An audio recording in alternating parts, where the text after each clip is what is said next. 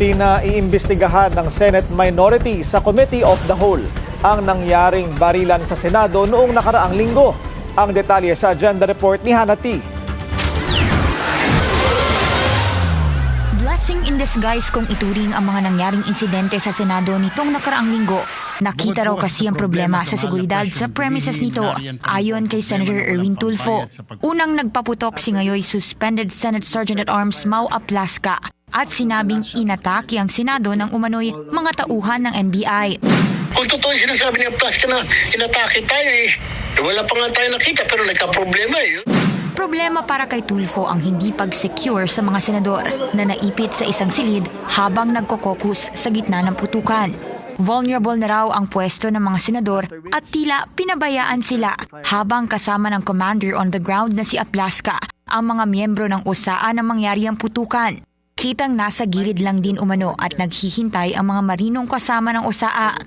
Hindi alam ni Tulfo kung may existing VIP evacuation plan o standard operating procedure dito sa Senado para sa mga insidenteng gaya ng nangyaring barilan nitong nakaraang linggo. Bukod pa yan sa evacuation plan kapag may lindol o sunog.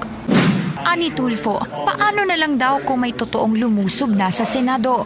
Ang dami pa ng mga senador dyan matatapang, yung mga bunganga namin na pag bumatikos, baka naman maubos kami riyan.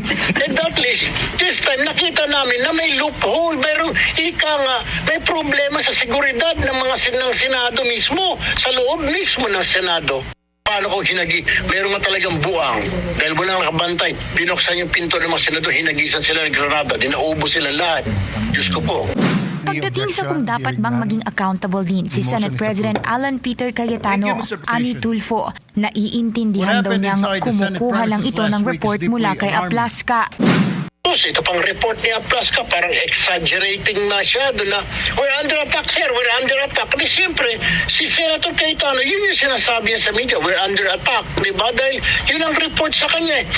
Gusto ng Senate Minority magkaroon ng investigasyon sa nangyaring putukan gamit ang Committee of the Whole o samot-saring mga komite, kabilang ang Blue Ribbon, Finance at iba pa. Inaasahang sa Lunes tatalakayin pa sa Senado ang Senate shooting. Para sa agenda, Hannah T, Billionario News Channel. Samantala, dumepensa ang PNP sa investigasyon nito sa Senate shooting noong May 13. Tinabla ni PNP spokesperson Brigadier General Randolph Tuanyo ang pahayag ni suspended OSAA Chief Mau Aplaska na spliced ang mga video na inilabas ng gobyerno para umakma sa kanilang naratibo. Matibay po ang paninindigan ng Philippine National Police kaugnay ng mga ebidensya na isinumite sa DOJ na ito po ay nakaangkla sa facts, evidence at due process. Manatiling nakatutok sa Billionario News Channel, sumubaybay sa aming social media accounts at mag-subscribe sa aming YouTube channel para sa mga eksklusibong balita at storya.